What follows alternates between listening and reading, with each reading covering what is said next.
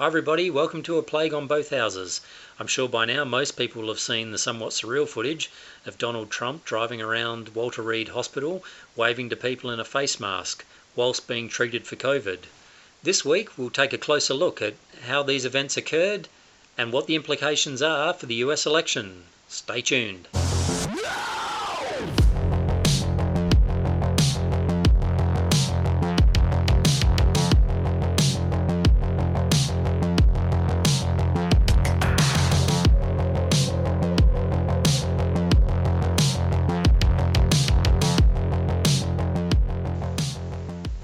In this week's US edition of A Plague on Both Houses, we'll dive into the fast-moving news that US President Donald Trump has contracted COVID-19. Right when you thought the Trump presidency couldn't throw any more curveballs at us, here we go again. It appears that if the 20th of January 2021 is the end of the Trump administration, as current polls seem to be indicating, this event probably tells us that we'll likely see stories from the White House dominating the news cycle right up to this date. We'll start off taking a look at the timeline leading up to the president's diagnosis. Then with a level head, we'll look at the statistics on how Trump is likely to fare in his ongoing battle with COVID, taking account of the factors that may impact the severity. Finally, we'll speculate how long his recovery is likely to take, then what his potential absence from the hustings will mean to the upcoming election campaign for both candidates, as well as the election itself on the 3rd of November. There's plenty to talk about, so let's get into it. Timeline of events. It appears that Hope Hicks tested positive on Wednesday afternoon, the 30th of September. She'd been on Air Force One amongst other venues recently with President Trump. The Centre for Disease Control defines exposure as being within 6 feet of a person with COVID for more than 15 minutes of time. This then meant that Trump was first quarantined and a polymerase chain reaction or PCR test for COVID was performed on the evening of Thursday the 1st of October. Then via tweet at around 12 to 1 a.m. Friday the 2nd of October, the President announced that he and the First Lady had both tested positive. At some point on Friday, Trump started displaying symptoms such as a cough, nasal congestion, a slightly elevated fever as well as fatigue.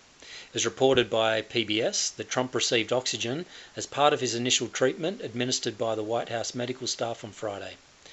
Reuters also quoted another source familiar with the situation who'd been briefed on Trump's condition as saying that the president was given supplemental oxygen before the decision to admit him as he'd been experiencing difficulty breathing and his blood oxygen saturation levels had dropped.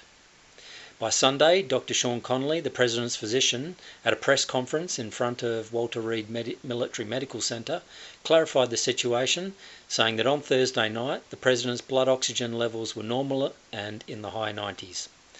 Then late Friday morning, Trump had a high fever and his blood saturation levels dropped below 94%.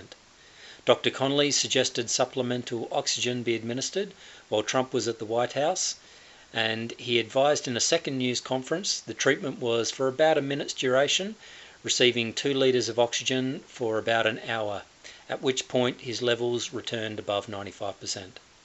This amount of oxygen is widely recognised by medical pundits as cautionary only, and he would have been unlikely to have necessarily needed this urgently. Trump was admitted to Walter Reed during Friday evening. The White House advised that his symptoms were mild and allowed footage to be taken of him walking to, then boarding Marine One on the south lawn of the White House under his own steam. It would appear that a diagnosis of mild symptoms was materially an accurate assessment. However, rather than the admission being more for the abundance of caution, it was likely more so to continue monitoring and intervene early, as markers were likely pointing to the president's condition beginning to show early signs of deterioration. On Saturday, doctors from Walter Reed advised in a press conference that the president was not receiving oxygen. He was walking around and maintaining high spirits. Dr. Connolly went on to advise that Trump had received RAIN-CoV-2, a cocktail of monoclonal antibodies made by Regeneron that is still in development and not yet received FDA approval. Additionally, he'd received zinc supplementation, vitamin D, famotidine, melatonin and aspirin. He also received remdesivir, an intravenous antiviral drug sold by Gilead Sciences that had been shown to shorten hospital stays. The plan is that for the normal course of 5 days of the treatment to be administered, these drugs are designed to reduce the viral load i.e. prevent widespread replication of COVID in Trump, which should reduce the risk of developing the cytokine storm that can then lead to further complications. Dr. Connolly confirmed that Trump had presented with an elevated fever Friday when he was admitted, complaining of feeling generally run down. The fever had dropped by Saturday morning, and doctors reported that he was maintaining his hydration levels, which presumably mean he was asking for Diet Coke, a known favourite beverage of the president. Along with his improvement, Trump's oxygen saturation level was reported to be 96% as of Saturday morning. Additionally, his heart rate was in the normal range of 70 to 80 beats per minute. His blood pressure, cholesterol, kidney and liver function were also normal. However, Dr. Connolly was cagey in the wording he used on the topic of whether the president had received oxygen. He clarified that no oxygen had been administered in Walter Reed either Thursday, Friday or indeed on Saturday. As it transpired by the news conference conducted on Sunday, he was evidently attempting to avoid having to refer to the fact that some oxygen had been admitted at the White House, presumably as he considered this treatment to be insignificant. In addition to this, Dr. Connolly referenced Trump's treatment as being 72 hours in duration on Saturday morning, which contradicted the 48-hour reference by the White House. This timing would mean that Trump could have been diagnosed as early as Wednesday, well before his tweet late on Thursday evening. This would have been controversial as Trump attended campaign functions on Wednesday and Thursday, potentially then whilst knowingly being infected. Walter Reed then issued a memo revising these comments, saying that reference to 72 hours was meant as Saturday being day 3 and 48 hours to mean 2 days. Seems more than coincidental that this revision was made after the press had picked up on this discrepancy, leading to speculation of intervention by the White House. Within minutes of the Walter Reed press conference, White House Chief of Staff Mark Meadows gave reporters a more concerning assessment of events, telling them the president's vitals over the last 24 hours were very concerning, and the next 48 hours would be critical in terms of his care. We're still not on a clear path to a full recovery. Meadows' initial comments were apparently originally delivered on the condition of anonymity. He altered his tone hours later when he told Reuters that Trump was doing very well and that doctors are very pleased with his vital signs. Meadows didn't clarify the discrepancy in his comments. Reuters went on to report that another Trump advisor spoke on this topic anonymously, mentioning the president was, quote, not happy to learn of Meadows' initial remarks made on Fox News. The president's estimated discharge date is yet to be determined. Dr. Connolly mentioned that days 7 to 10, generally referred to as the inflammatory phase, or phase 2, is the most concerning. It's likely to be 5 days at least until doctors will know whether Trump has a more serious case of COVID.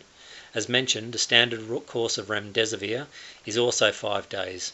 So this seems to be a best guess estimate as to the duration for the treatment at this stage. At the Walter Reed press conference on Sunday, doctors speculated that Trump could potentially be discharged as early as Monday from Walter Reed.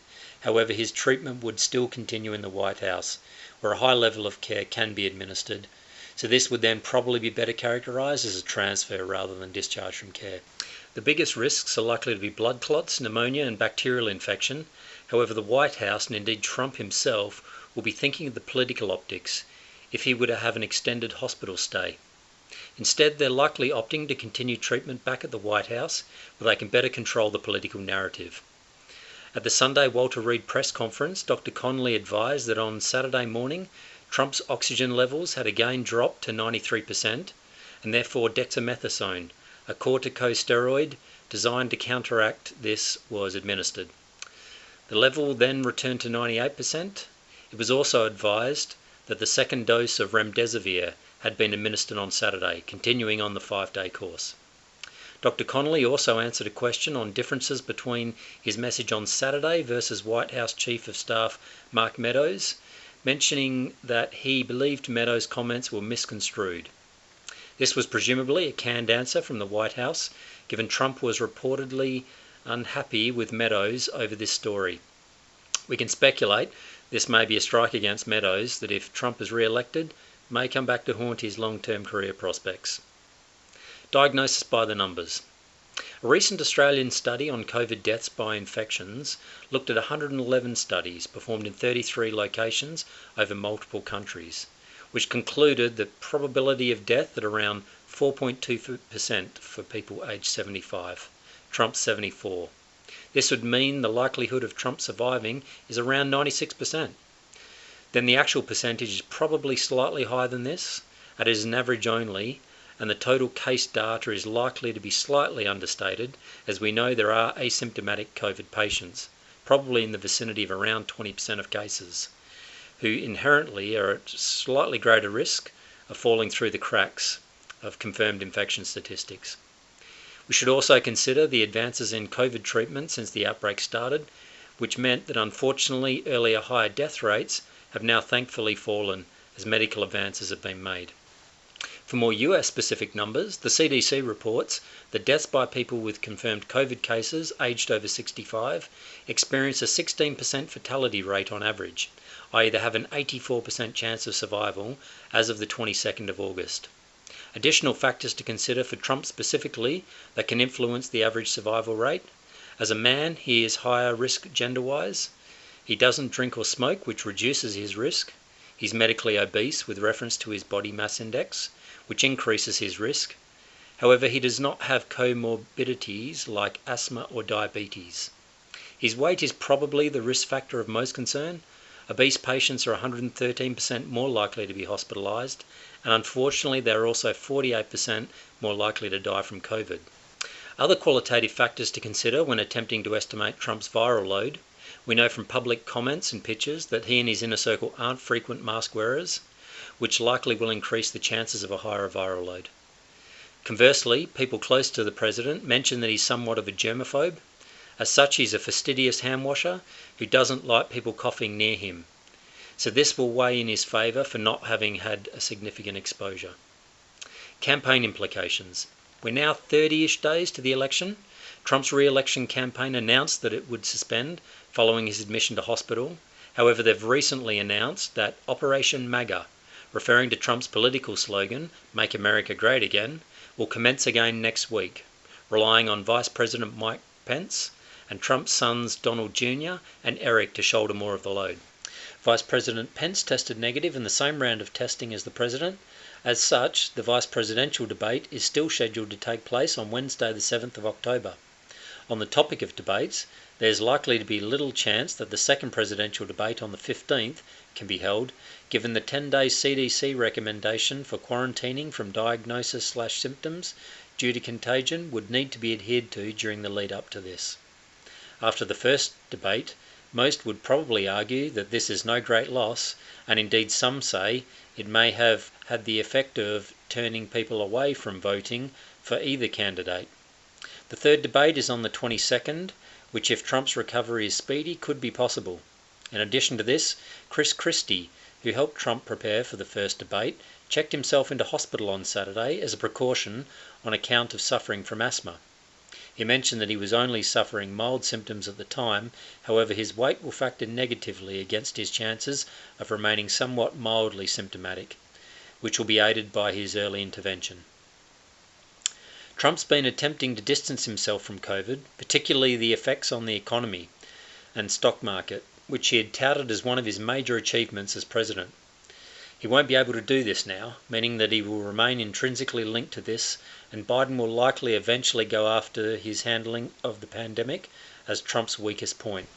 Biden has publicly stated, "I'm in a little bit of a spot here because I don't want to be attacking the president and the first lady now." His election campaign have pulled its negative advertisements, whilst ironically, Trump's campaign did not reciprocate this move. He risks voter backlash if he isn't perceived as caring enough early on. He tweeted that he'll pray for the president's well-being. This somewhat aligns to the image he's fostered as being the healer for America, opposed to Trump's often antagonistic language and tone that many perceive as divisive. He did, however, take a more aggressive tone on Saturday while speaking to a transit workers' union, whilst again mixing in wishing the president well. Additionally, those who have lost one of the 250,000 Americans to COVID potentially now see Trump as more humanising and relatable to themselves. The Biden camp is likely testing the waters to where the fine line on contesting now lies, whilst the president fights the disease.